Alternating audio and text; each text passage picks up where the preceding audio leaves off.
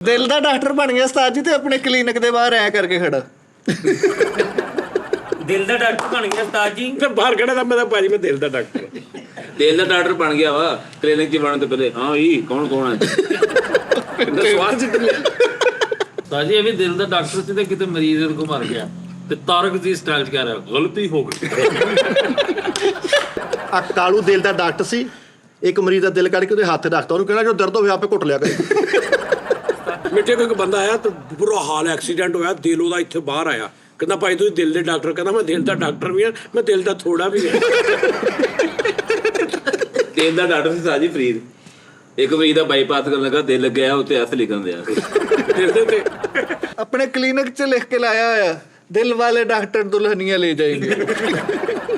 ਉਸਤਾਦ ਜੀ ਦਿਲ ਦਾ ਡਾਕਟਰ ਸੀ ਤੇ ਮਰੀਜ਼ ਦੇ ਤੋਂ ਕੱਟ ਲਾ ਕੇ ਮੂੰਹ ਦਾ ਕਰਕੇ ਉੱਤੋਂ ਮੁੱਕੇ ਪਾ ਦਿੱਤੇ। ਦਿਲ ਥੱਲੇ ਡਿੱਗ ਪਿਆ।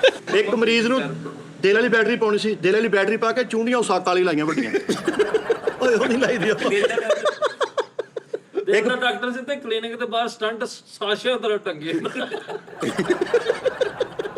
ਇੱਕ ਦਿਲ ਦੇ ਮਰੀਜ਼ ਨੂੰ ਇੰਝ ਕਰਕੇ ਝਟਕਾ ਲਵਾਇਆ, ਕਿਤੇ ਵੱਡਾ ਝਟਕਾ ਲਿਆ, ਉਹਨੇ ਉੱਠ ਕੇ ਜੱਫੀ ਪਾ ਲਈ। ਦਿਲ ਦਾ ਡਾਕਟਰ ਸੀ ਤੇ ਦੌੜ ਕੇ